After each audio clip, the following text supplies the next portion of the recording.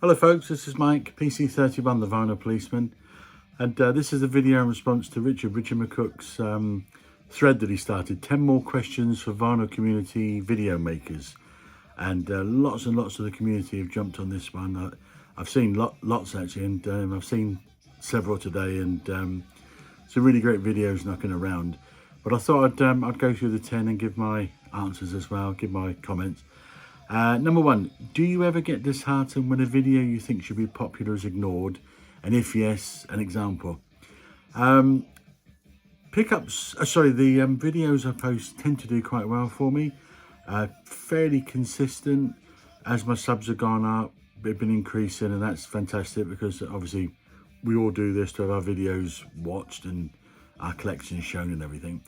My last particular pickups one though, where I do a monthly one of what I picked up in the month, that was a little bit slower than normal because they normally kind of do quite well.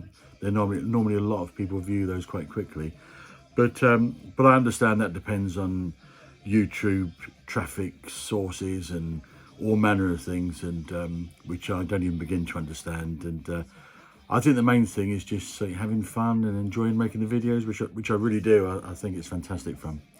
How often do you check your subscriber count? Number two, probably do see the subscriber count daily at the moment because very conscious of that. I like to respond to comments as quickly as I possibly can because I think it's very kind of people to take time out to watch a video and to comment. So I like to jump on those as quickly as possible.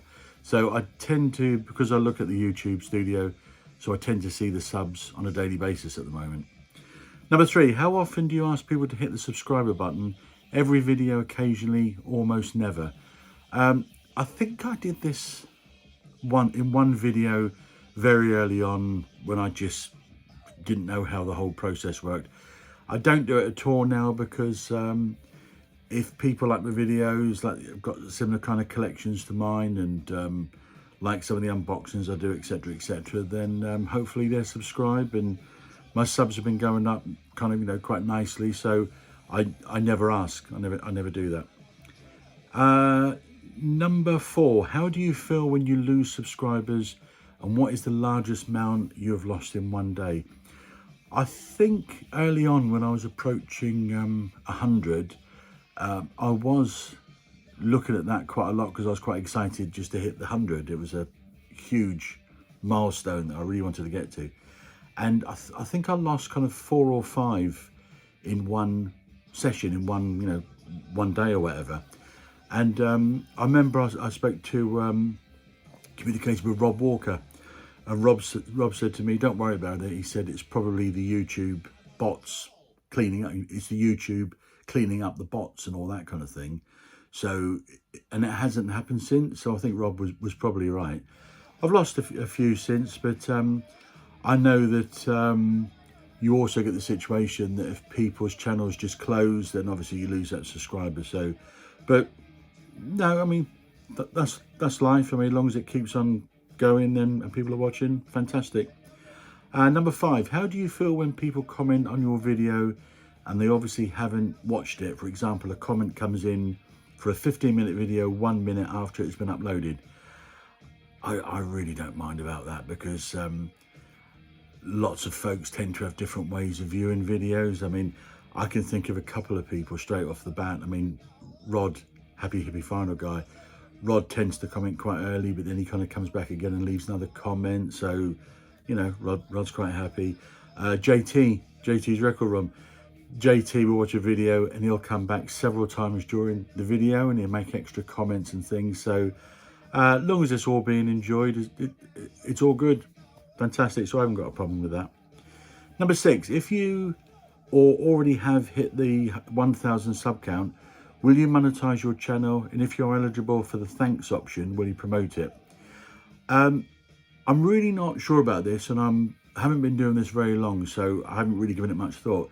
The only thing I have thought about though is I really like needle drops, and with Steve Carson's channel where he shows he'll talk about an album, and then he'll do a needle drop, and I find he's introduced me to a lot of great music because that 30 seconds or so of needle drop has really tuned me in. And I think that's something I will start doing ultimately, is doing some needle drops. As soon as you do needle drops, obviously you're in copyright territory, so it makes it incredibly difficult then. And I think I'd rather have the enjoyment of doing the needle drop. And there's some great bands I like who probably aren't that well known throughout the community. And over the coming months and years, I'd like to kind of get those bands across, kind of thing. So I'll probably be doing some needle drops. So monetizing may be a real problem in that respect. But 1,000 for me, long way off, who knows. And the thanks option, will you promote it? I've just got absolutely no idea about that, so I'll pass on that one, because I can't be constructive. I don't even know what that means. So number 7, do you ever sub another channel just to try and get a sub back? And when you do sub other channels, approximately what percentage do you hit the notification bell? I think I may have, if I'm honest, I may have done that in the early days, maybe once or twice, but I certainly don't do it now. I just sub channels that I enjoy, and so that's all I ever do. And do I use the bell for some channels? I do for some channels, but not for a tremendous amount, but I do for some. But I probably don't, again, know enough about the process to really understand how that whole things works. But I do press notification bell a couple of times.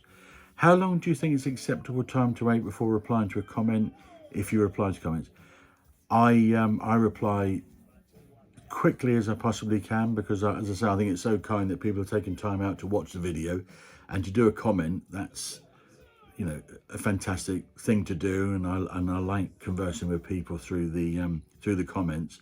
So I personally do it as soon as possible. And again, I remember with Rob Walker very early on, at about my first month of having a channel, Rob said to me he thought it was one of the most important things is to respond to comments, is, you know, to respond to all the comments, etc. And I think he's dead right. So I've always done that, and I do it as quickly as possible. Number 9, do you like Record Store Day? And if so, after buying Record Store Day items, do you feel the need to show them immediately in the car after leaving the shop store?